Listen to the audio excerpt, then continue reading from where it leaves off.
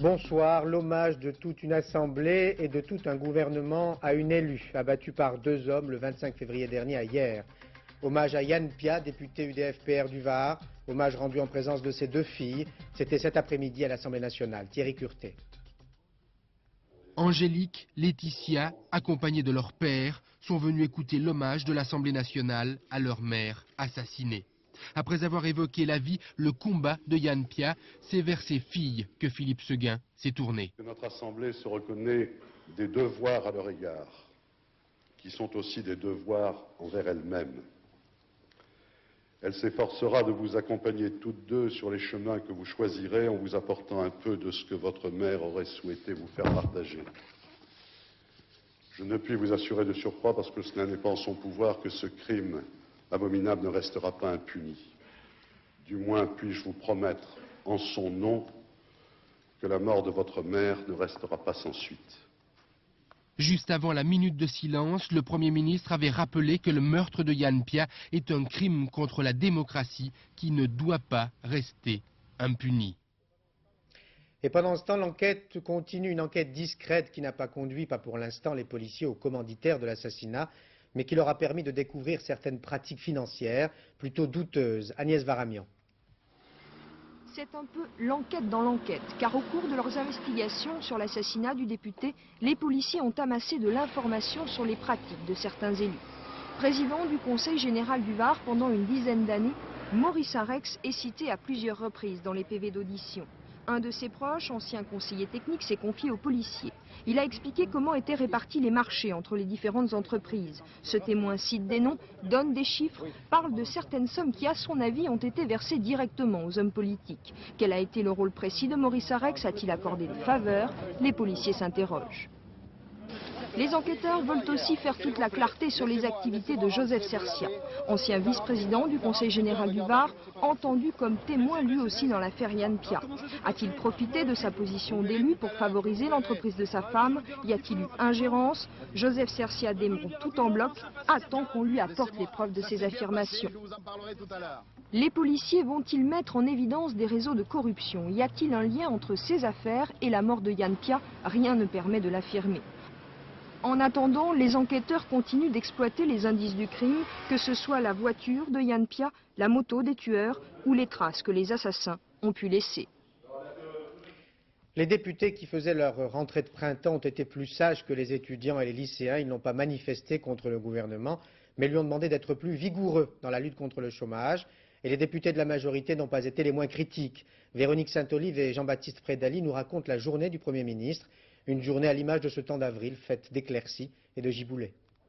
Les députés UDF et RPR sont venus coude à coude, corps à corps, image de cohésion. Le Premier ministre est là, parmi les siens, chef de la majorité, image d'autorité. Mais voilà, entre eux, il y a l'affaire du CIP qui a mis le feu aux poudres. Philippe Séguin a exigé un débat public. Alors, dans l'hémicycle, il monte au créneau, explication à 2 voix.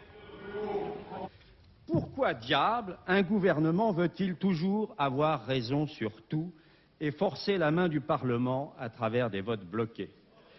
Pourquoi n'écoute-t-il pas davantage sa majorité?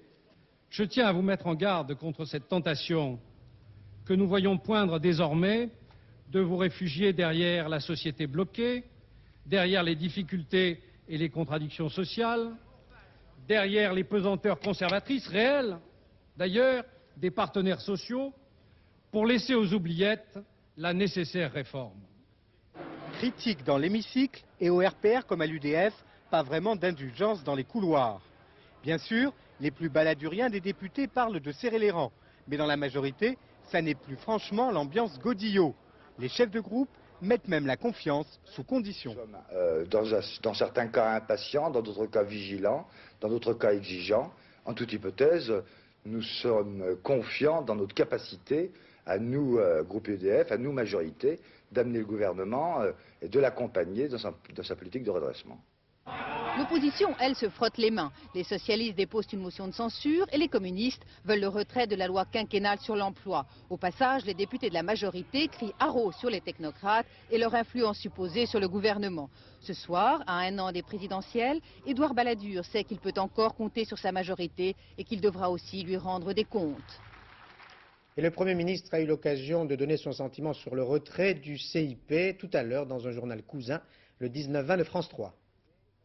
J'en retire cette leçon, moi qui ai dit et répété si souvent que l'on ne pouvait faire des réformes qu'avec l'accord des intéressés, et après s'être fait comprendre d'eux, et qui me suis vu reprocher partant d'être trop timide. J'en tire la leçon que ma façon de procéder, qui consiste à écouter d'abord, était la bonne. Bien. Mais je voudrais dire une seconde chose.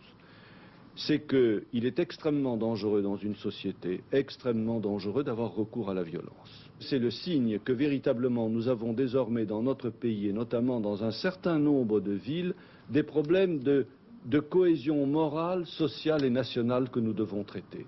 Et ça m'a inquiété, parce que c'est un phénomène qui est relativement nouveau dans notre pays. C'est dire qu'il faut s'occuper de l'éducation de la jeunesse, de sa formation, de son emploi, mais qu'il faut aussi s'occuper de l'intégration de milliers, de dizaines de milliers de jeunes qui vivent dans un certain nombre de villes et les mettre en garde contre la violence.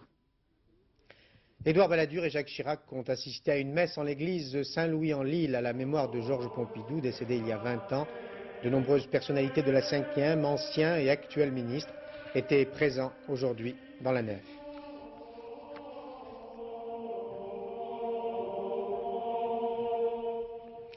Émotion et recueillement dans l'arsenal de Toulon cet après-midi en présence de François Mitterrand et de François Léotard.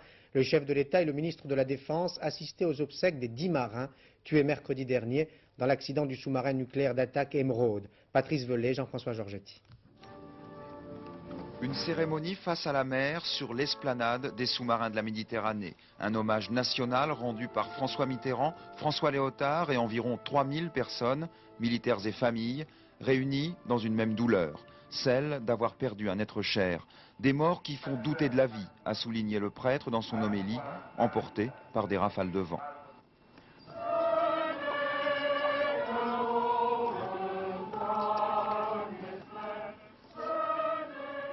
« 10 hommes morts pour la France en mission au fond des mers. Le ministre de la Défense a prononcé cet après-midi leur éloge funèbre.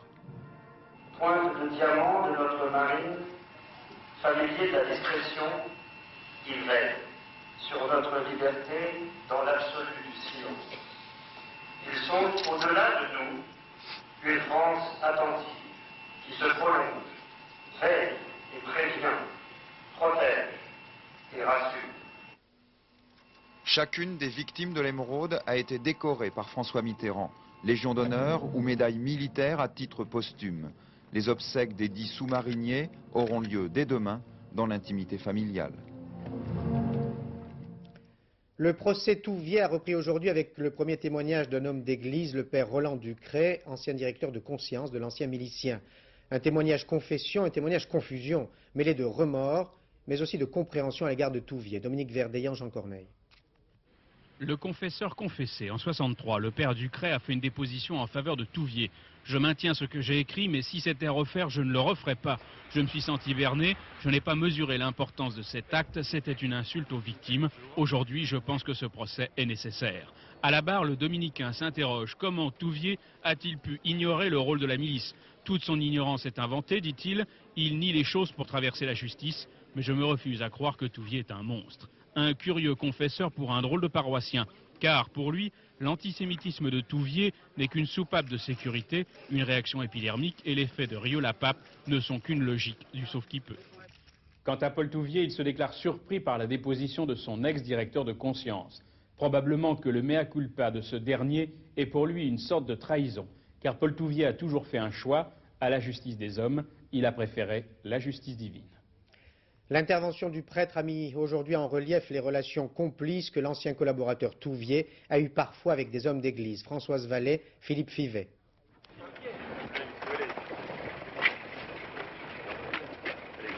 Paul Touvier, vous regrettez, s'il vous plaît, monsieur. Le 24 mai 89, au petit matin, les gendarmes arrêtent Paul Touvier dans un prieuré intégriste de Nice, où le milicien et sa famille coulaient des jours paisibles.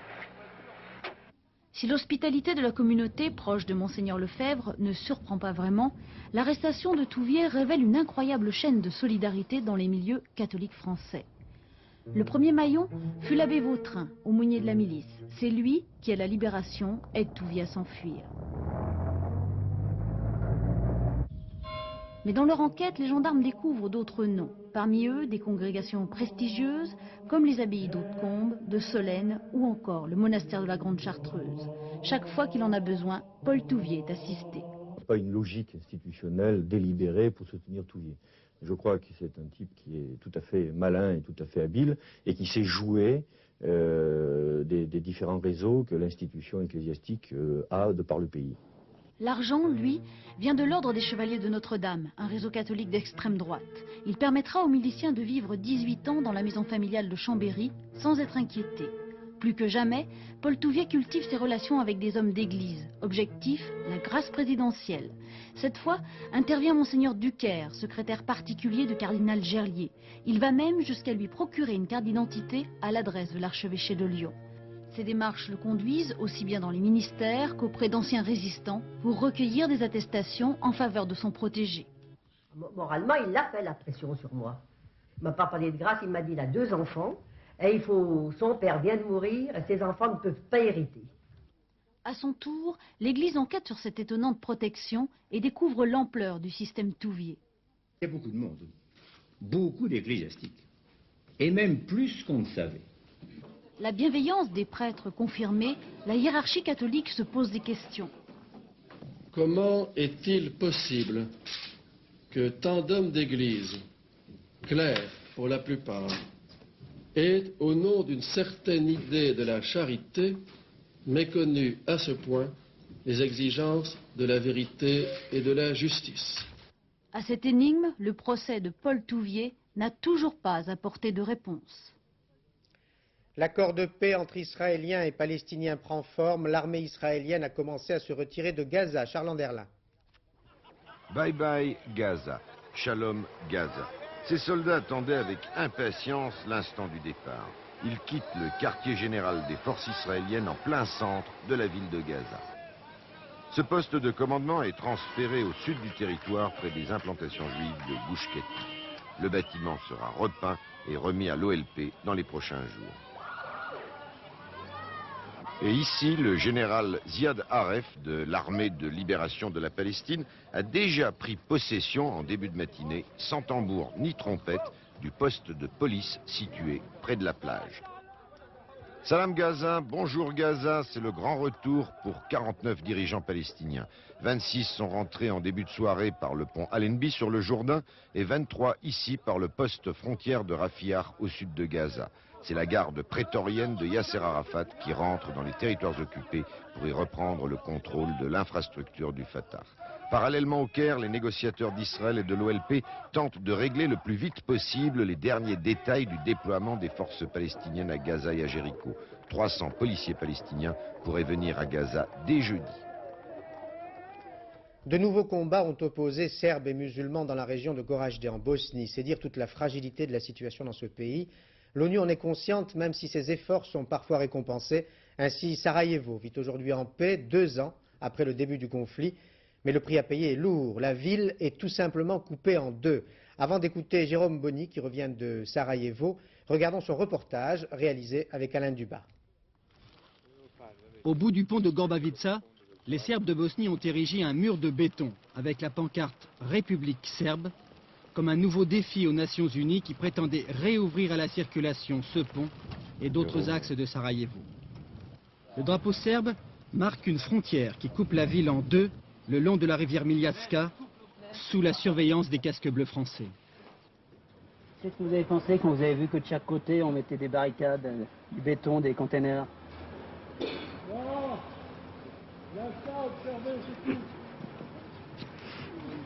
Moi, je ne suis pas là pour penser.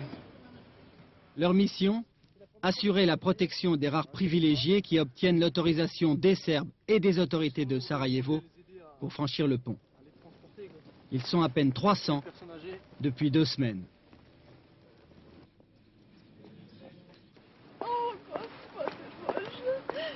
Ce passage est souvent une véritable épreuve à la rencontre de lieux familiers ravagés par la guerre. C'est la première fois que cette femme serbe revient à Gorbavica. Elle va être accompagnée par un policier pendant les quelques heures de sa visite. Nous sommes allés voir ma maison. Elle a été complètement détruite. Qu'est-ce que je vais faire pour mon vieux jour? Je ne sais pas. J'ai eu très peu de temps, de 10 heures jusqu'à maintenant. Terminé. Chaque jour à 14 heures, le pont se referme. Cet homme a oublié ses clés de l'autre côté. Il est à la porte de chez lui, mais optimiste.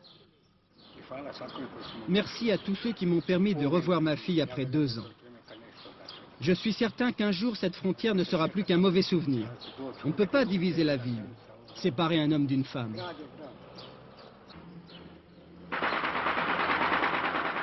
Pourtant, de temps en temps, les échos de la guerre viennent encore rappeler que l'avenir de la Bosnie est bien incertain. Jérôme Boni, je l'ai dit tout à l'heure, vous revenez de Sarajevo, on voudrait comprendre, image de paix un jour, image de guerre un autre jour, que se passe-t-il précisément?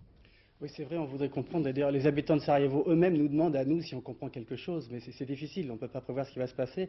Ce qui est certain, c'est que la paix qui règne à peu près aujourd'hui à Sarajevo ne résout rien. C'est vrai que cette ville a été toujours considérée comme un exemple d'une ville plurinationale, pluriculturelle, et aujourd'hui, elle est coupée en deux, donc par une ligne de démarcation ethnique. Alors, ça porte en soi, bien sûr, des affrontements dans l'avenir. Évidemment, ces derniers temps, grâce à l'ultimatum de l'ONU et grâce au travail des Américains qui ont réussi à réconcilier Croates et musulmans, la paix a gagné du terrain. Mais en fait, le conflit est recentré entre Bosniaques d'un côté et Serbes de l'autre. Et la ligne de fracture de ce conflit, elle existe encore et plus que jamais dans Sarajevo. Elle est même gardée aujourd'hui par les casques bleus, mais du jour au lendemain, les combats peuvent reprendre. Et c'est vrai que les habitants de Sarajevo sont très déprimés. Les psychiatres l'avaient prévu pendant la guerre, qu'après la guerre, quand ils auront plus de temps, quand ils auront moins de choses à faire, qu'ils n'auront plus à se concentrer sur se sauver, sur éviter les bombes, sur trouver à manger, les psychiatres avaient prévu qu'à ce moment-là, les habitants de Sarajevo seraient très déprimés. Et aujourd'hui, c'est vrai qu'ils sont très déprimés parce qu'ils découvrent l'ampleur des dégâts, ils découvrent les ruines sous le soleil qui semblent encore plus définitives parce que c'est calme autour. Et puis, ils s'aperçoivent que leur ville est tout le contraire de ce qu'ils ont toujours rêvé, c'est-à-dire que c'est une ville qui, en fait, participe de la purification ethnique. Merci Jérôme. Voyage à haut risque pour Édouard Balladur dans 2 jours en Chine. Cette visite officielle du Premier ministre à Pékin, destinée à renouer des relations plutôt tièdes avec le régime communiste, coïncide avec une nouvelle atteinte aux droits de l'homme dans ce pays. Les dissidents vont de nouveau en prison. Gérard Boffis. Cet homme, au centre, souriant pendant quelques instants de liberté, est pour les autorités de Pékin l'ennemi public numéro 1. Après 15 années passées en prison et un peu d'air pur, Wei Jingsheng vient de retrouver depuis vendredi l'univers carcéral chinois. Son crime, avoir participé depuis 1979 au mouvement en faveur de la démocratie qui s'affichait sur les murs, les Dazibao jugés contre-révolutionnaires. Comme à la veille de chaque visite officielle étrangère, il est accusé une fois de plus, sans aucune précision, de nouveaux délits. Nous profitons de tous les échanges commerciaux, diplomatiques ou autres. C'est une des méthodes favorites dans les pays un peu fermés comme la Chine pour faire évoquer par toutes les personnalités étrangères la question des droits de l'homme. Et dès lors qu'un diplomate se déplace, alors nos sections interviennent directement auprès de lui pour qu'il soit porteur de dossiers, d'investigations, de demandes particulières, de renseignements sur des cas qui sont connus par Amnesty. En dépit des efforts déployés par les organisations internationales, les Chinois ne mélangent pas la politique, les affaires et la défense des droits de l'homme. Ce marché représente un enjeu colossal, reste pour le pays à séduire d'autres investisseurs sans scrupules. Les Japonais, eux, occupent déjà le terrain. Édouard Balladur a fait allusion à la situation ce soir dans le 19-20. La France, a dit le Premier ministre, ne peut rester indifférente aux droits de l'homme. Il n'a pas voulu en dire davantage.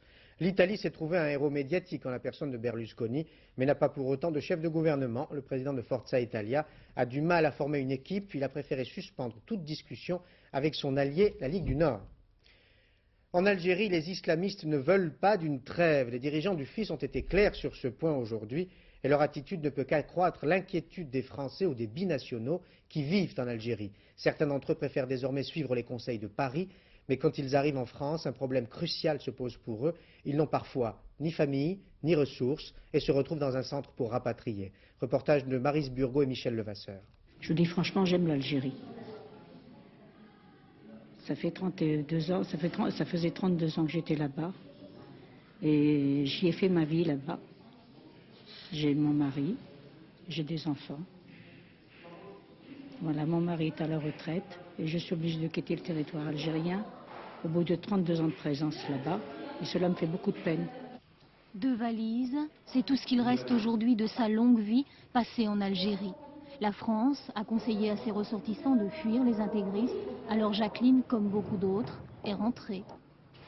C'est justement, je voudrais poser la question au gouvernement français, au ministre, je ne sais plus quel ministre que c'est, qui nous a proposé de rentrer. Qu'est-ce qu'il compte faire pour nous? Pour elle, comme pour les autres, la France pour l'instant ne propose que ses foyers de rapatriés. Et chaque jour, les familles françaises en provenance d'Algérie arrivent de plus en plus nombreuses. Ce foyer, en banlieue parisienne, est complet. Eux sont arrivés ce matin, une mère et son fils, épuisés de subir la menace intégriste. Je ne pouvais plus sortir seule, toujours en voiture, constamment en voiture. Je ne pouvais plus sortir, même pour aller dans un coiffeur, c'était plus possible. Chaque jour, on parlait que bon, il y avait une Française qui était abattue comme une chienne, l'autre par-ci, l'autre par-là, c'est normal. Hein. On attend toujours que ça nous arrive, quoi. On se dit toujours, tôt ou tard, elle va y passer, quoi. Aujourd'hui en Algérie, 70 000 personnes ont la double nationalité, algérienne et française, des binationaux, eux aussi susceptibles de fuir un pays qu'ils ne reconnaissent plus. La nuit dernière, un incendie s'est produit dans une pizzeria en Moselle. Le bilan est terrible. 5 morts, 4 femmes et un bébé et 6 blessés. Le drame a eu lieu à Petite-Rosselle, à la frontière franco-allemande, à une quarantaine de kilomètres de Metz. Le feu s'est propagé au rez-de-chaussée d'un immeuble de 3 étages. Les escaliers étaient en bois. Les habitants du premier étage n'ont même pas eu le temps d'ouvrir les fenêtres. L'incendie de Créteil, qui avait provoqué la mort de 7 personnes en décembre 1993, ne serait pas accidentel. Un jeune homme de 24 ans a été mis en examen et écroué à Fresnes. Cet incendie s'était produit dans un immeuble de 12 étages de la cité des Bleuets. Reportage de Philippe Boisserie et Éric Lemasson. Les policiers n'avaient jamais écarté l'hypothèse criminelle pour cet incendie. Leurs premières expertises avaient même conduit le juge d'instruction à ouvrir une information judiciaire contre X pour destruction volontaire. Des traces de liquide inflammable avaient été repérées. Depuis samedi, un habitant de l'immeuble a été mis en examen et écroué. Âgé de 24 ans, il était bien connu dans la cité, où visiblement tout le monde tombe des nues. Alors c'est ce qui nous étonne d'autant plus, même de la part de Nabil, parce que moi je sais pas, à chaque fois qu'on l'a croisé, c'était toujours pardon madame, bonjour madame, excusez-moi, enfin c'est là, il était correct, un garçon très correct. C'est semble-t-il sur dénonciation d'un autre jeune de la cité qu'il aurait été interpellé. Les enquêteurs avancent la thèse d'un règlement de compte entre bandes rivales. L'intéressé ne reconnaît pas les faits et pour beaucoup d'habitants, le drame ne vient pas de là. Bon, c'est vrai que peut-être qu'il a été mis par quelqu'un, mais je pense que s'il y avait un autre système de chauffage, il ne serait pas prolongé aussi haut, quoi. Peut-être un étage, mais à la rigueur, mais pas plus. Vétusté des lieux ou actes d'origine criminelle, ce sont en fait certainement la conjonction de ces deux hypothèses qui ont coûté la vie à 7 personnes, dont 5 enfants, âgés de 2 à 7 ans. Mercredi dernier, une explosion se produisait dans une centrale thermique à Courbevoie. Elle avait fait 2 morts et 59 blessés. 6 jours après le drame, le relogement des personnes sinistrées pose problème. Reportage de Valérie Gaget et Alain Saint. Une vingtaine de mètres, c'est tout ce qui sépare l'usine Climadef du foyer Sundiata. Alors dans la nuit de mercredi, quand la centrale thermique a explosé, tout le bâtiment s'est mis à trembler. Les vitres ont volé en éclats et partout les murs se sont fendus. Les 250 travailleurs immigrés qui résident dans ce foyer ont d'abord été accueillis dans un gymnase municipal. Mais au bout de 48 heures, la mairie de Courbevoie a mis fin à cet hébergement d'urgence. La plupart des résidents ont donc dû réintégrer le foyer. Quelques réparations de fortune ont été faites, mais elles ne suffisent pas à rassurer les habitants. Selon eux, ce foyer était déjà vétuste et il menace de s'effondrer. On s'inquiète beaucoup parce qu'on ne sait pas vraiment quand est-ce que ça va arriver. Parce que déjà, on voit déjà les murs qui sont cassés. Bon, on ne peut pas dormir dehors, donc on est obligé de rester. Et voilà. Tout le monde perd dans le foyer. Vous avez peur de quoi? De peur, peut-être, on ne sait jamais s'il tombe, on va tous mourir là. Cet après-midi, ils étaient une centaine devant la préfecture des Hauts-de-Seine, venus réclamer un relogement. Pour le maire de Courbevoie que nous avons joint au téléphone, la situation du foyer n'est pas de son ressort. Voilà plusieurs années que le maire dénonce auprès des services préfectoraux la suroccupation et l'insalubrité des locaux. Vous le savez parce que vous êtes informé surabondamment par toutes les chaînes de télévision, par toutes les radios, par toute la presse. Une grande soirée de solidarité avec les victimes du sida, avec ceux qui souffrent du sida, aura lieu jeudi soir sur toutes les chaînes de télévision. À l'origine de cette initiative, plusieurs personnes, dont Lynn Renaud et le professeur Montagnier. Bonsoir. Bonsoir. Merci de nous rejoindre. On vous a invité pour avoir quelques informations, pour faire en quelque sorte le point 2 jours avant la grande soirée. Je sais que vous en occupez activement. Est-ce que le pays s'est mobilisé sur cette affaire? Bien, je ne sais pas, je l'espère. Je pense que c'est la soirée du 7 avril qui nous le dira. Mais ce que je voudrais dire ce soir, c'est que vraiment c'est une émission pour tous les Français. Même ceux qui ne sont pas directement concernés par le sida, ils sont quand même concernés à différents degrés. Par exemple, au niveau de la recherche, il faut savoir que ce que l'on fait au niveau de la recherche sur le sida peut avoir des conséquences pour d'autres maladies qui affectent tout le monde, comme les maladies cardiovasculaires, les maladies nerveuses dégénératives, le cancer, certains cancers, et même le vieillissement. Donc ce que je voudrais dire ce soir, c'est qu'effectivement l'effort de recherche qui va être fait maintenant, et c'est un effort qu'il faut amplifier. Bien sûr, il y a déjà eu de l'aide publique, mais il faut que l'aide privée soit aussi importante que l'aide publique pour vraiment nous faire avancer plus rapidement. On connaît votre franc-parler. Si je vous ai posé la question, c'est qu'elle avait un sens. On a le sentiment que le pays, malgré toute l'information dont il dispose, et il sait qu'il y aura une grande soirée, ne s'est pas mobilisé comme il a pu le faire sur le Téléthon, par exemple. À votre avis, pourquoi? Et donc il a besoin que vous soyez là pour le lui dire à nouveau. C'est vrai que la préparation a été très courte, beaucoup plus courte que pour le Téléthon par exemple. Mais il faut quand même voir que c'est un événement unique. Il y a 6 chaînes, toutes les chaînes de télévision françaises se mobilisent en même temps. C'est quelque chose de tout à fait extraordinaire et il faut que les Français regardent. Est-ce que c'est lié à la nature du mal? C'est possible parce que je pense qu'il y a encore beaucoup de personnes qui pensent que le sida n'affecte que des personnes qui ont un certain comportement de sexualité, marginale ou autre. Et ce n'est pas le cas. Alors que ce n'est plus le cas, absolument. Ce n'est plus le cas. Il faut voir que le sida peut concerner à des degrés divers tout le monde. Ça peut concerner un fils, un petit-fils, une fille. Ça peut aussi, je vous le répète, concerner des maladies qui ne sont pas directement en rapport avec le sida, mais que dont la recherche montre qu'elles ont quand même des points communs. Voilà, vous avez raison d'insister sur ce point. L'argent que nous espérons tous, que nous attendons, c'est destiné bien sûr aux associations qui s'en occupent, c'est destiné aussi et surtout à la recherche. Absolument, il y aura 50% pour la recherche, 50% pour les associations qui s'occupent des malades, et d'une façon très large, sans exclure personne. Et au niveau de la recherche, il y aura des programmes revus par un comité scientifique, et aussi, en ce qui me concerne personnellement, un centre de recherche de type nouveau, qui existe déjà dans d'autres pays, mais qui n'existe pas encore en France. C'est d'ailleurs un centre qui à la fois associe la recherche clinique, la recherche de laboratoire et aussi la consultation de séropositifs. Je reprends l'une de vos phrases à l'instant, sans exclure personne. Vous savez qu'il y a une polémique quand même qui est née dans la préparation de cette émission. Il y a des associations qui se plaignent de ne pas être invitées, comme par exemple l'association des polytransfusés. Oui, je crois que tout ceci a dû être fait très vite. Donc il y a une association, les associations qui s'est constituée, qui s'appelle Ensemble contre le sida, qui comprend Lynn Renaud, Pierre Berger, le président d'AID, etc., et moi-même et d'autres scientifiques. Et naturellement, cette association des associations n'est pas du tout fermée, elle est ouverte. Donc d'autres associations peuvent la rejoindre. J'espère que d'autres scientifiques ici également viendront nous rejoindre. Parce qu'on comprendrait mal qu'une soirée contre l'exclusion exclut certains médecins, certains chercheurs. Absolument. Ou certaines associations, on est d'accord. Il n'y a aucune exclusion, personne n'est exclu et j'espère que tout le monde pourra bénéficier de cet énorme effort de solidarité des Français. Donc vous insistez sur le caractère écuménique de cette soirée. Absolument. Ça vaut pour les télévisions, mais ça vaut aussi pour votre monde, le monde de la recherche. Ça vaut aussi pour nous, pour le monde de la recherche et pour le monde des associations. Merci professeur Luc Montagnier. On va comprendre l'importance de la recherche avec le reportage qui va suivre. C'est une première mondiale à l'hôpital Pitié-Salpêtrière de Paris. Le premier essai de thérapie génique français contre le cancer de la peau a commencé aujourd'hui. Il consiste, si je dis des bêtises, le professeur me corrigera, à injecter au cœur des cellules cancéreuses des gènes suicides, c'est le terme utilisé, des gènes destinés à tuer le mal. Vincent Guérard, Jean-François Becquet. À la base de cette première mondiale, des containers remplis d'azote liquide à moins 196 degrés. Ils contiennent des milliers de cellules de souris manipulées génétiquement et capables de fabriquer des virus prêts à aller combattre les cellules cancéreuses. Vous n'avez pas tout compris. Explication. Dans un premier temps, on prend un virus dans lequel on fait entrer un gène, ici un gène de l'herpès. Le virus est ensuite introduit dans des cellules cancéreuses et il y dépose le gène. Les cellules cancéreuses sont ainsi marquées et vont signaler leur présence aux médicaments chargés de les tuer. Une semaine après cette opération, on administre un médicament spécifique de l'herpès au patient. Résultat des 2 opérations conjointes, la disparition des cellules cancéreuses. Cette technique ne concerne pour l'instant que le mélanome malin, un cancer de la peau, mais devrait concerner bientôt d'autres formes de cancer et trouver des applications dans des domaines proches.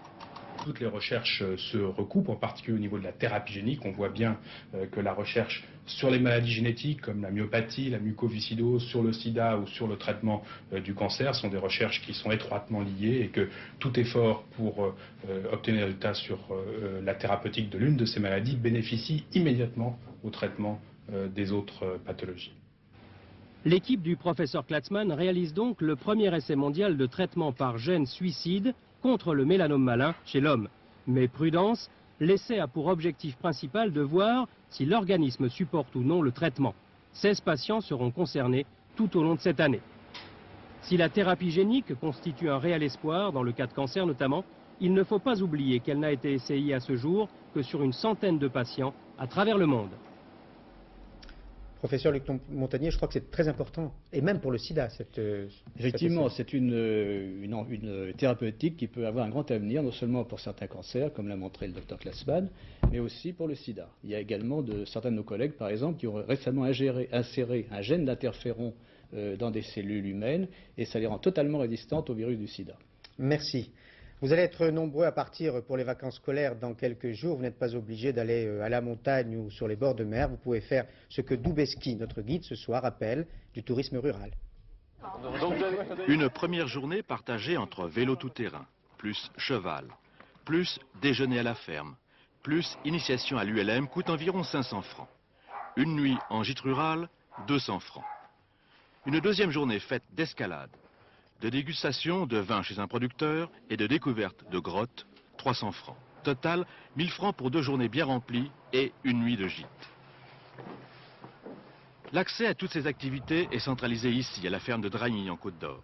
Les propriétaires de l'exploitation sont partis du constat suivant. L'espace rural, c'est 80% du territoire français. Or, il n'est fréquenté que par un quart des touristes.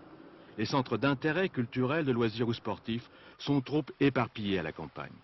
La bonne idée consistait à les rassembler, prendre contact avec les petites entreprises locales, les agriculteurs, organiser leur complémentarité, engager animateurs, moniteurs.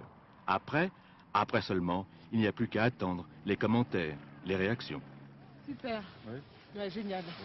Mais quel est l'intérêt de passer par un organisme comme ça pour faire tout ça? Ce qui est génial, c'est qu'on arrive, tout est prêt, et on a toutes les activités, on n'a plus qu'à choisir. Et puis, Derrière tout cela, il y a une solide organisation. En cas de mauvais temps, il faut pouvoir proposer des activités de remplacement.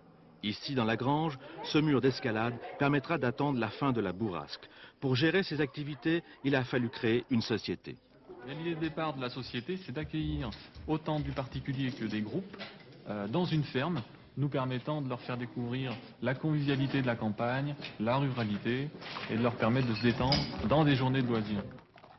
Face au bord de mer, surchargé, suréquipé, la campagne a une carte à jouer. Mais ici, plus qu'ailleurs, il faut marier organisation et spontanéité, gestion et convivialité.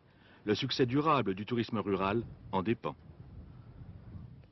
Antoine Cormery et Daniel Lefebvre vont vous proposer maintenant un autre tourisme, un tourisme dans le temps 21e siècle, avec l'invention d'un nouveau jeu vidéo interactif. Vous pouvez devenir vous-même le héros d'un film. En 2 mots, l'histoire c'est quoi? En 2 mots, l'histoire, est-ce qu'elle rentre en 2 mots, l'histoire? L'histoire, non, elle rentre pas en 2 mots. Oui, bon, en bref, nous sommes en 1998 et un gentil héros cherche à contrer le pouvoir grandissant d'une dangereuse secte. Voilà pour la trame de ce jeu pour ordinateur en cours de fabrication. Car les 2 concepteurs ont prévu trop de variantes pour qu'on puisse tout raconter. Nicolas et Grégoire, 16 ans chacun, catégorie petit prodige du jeu vidéo. L'originalité du film, c'est qu'il est interactif, c'est-à-dire qu'il ne sera jamais en salle ni à la télé, mais qu'il est fait pour être joué sur des consoles.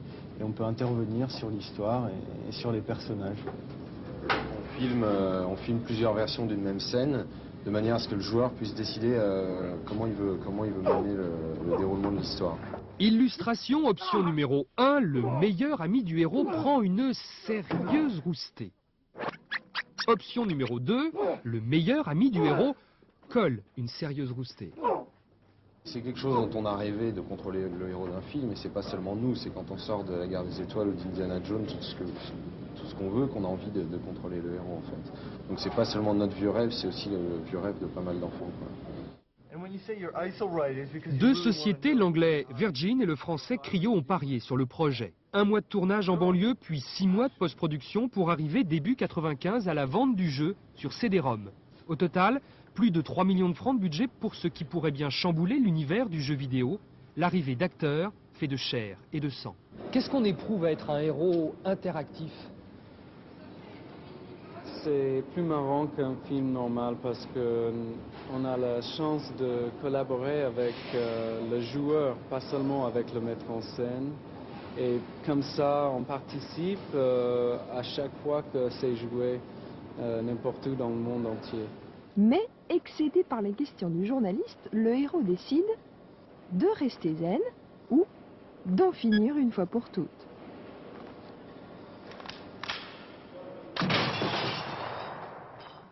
Une nouvelle politique à l'instant. Dominique Baudis est le candidat de l'UDF pour la tête de liste de la majorité aux élections européennes qui auront lieu en juin prochain. 2 hommes étaient en lice. Dominique Baudis et Jean-François Deniau, c'est le maire de Toulouse qui a été choisi par l'UDF pour diriger donc la majorité. Le RPA donnera sans aucun doute son accord. Le RPR et l'UDF se sont en effet mis d'accord très récemment pour la constitution d'une liste unique de la majorité à cette élection européenne. Cette liste unique sera donc sans aucun doute dirigée par Dominique Baudis. Et pour conclure ce journal, je voudrais annoncer la naissance d'une nouvelle chaîne de télévision. Ce sera la chaîne du savoir, de la connaissance, de la culture et de l'emploi. Elle sera présidée par Jean-Marie Cavada. L'annonce a été faite ce matin par Alain Carignon, le ministre de la Communication, en présence du nouveau président de cette future chaîne du savoir et de la connaissance. Le nom de cette chaîne n'a pas encore été trouvé, défini par Jean-Marie Cavada, qui reste le producteur et l'animateur de La Marche du siècle sur France 3. Cette chaîne du savoir émettra dès décembre 1994 sur la chaîne 5, avant donc Arte, du matin jusqu'à 19h. Ce journal est terminé. Dans quelques instants, Sophie Davant vous parlera du temps de demain, qui sera à l'image de celui d'aujourd'hui, très mitigé avec des averses et du vent dans la plupart des régions. Bas les masques à 22h50 avec Mireille Dumas. À minuit 05, Philippe Lefay, le dernier journal, avant le cercle de minuit de Michel Field. À demain 20h. Bonsoir et bonne soirée sur France 2.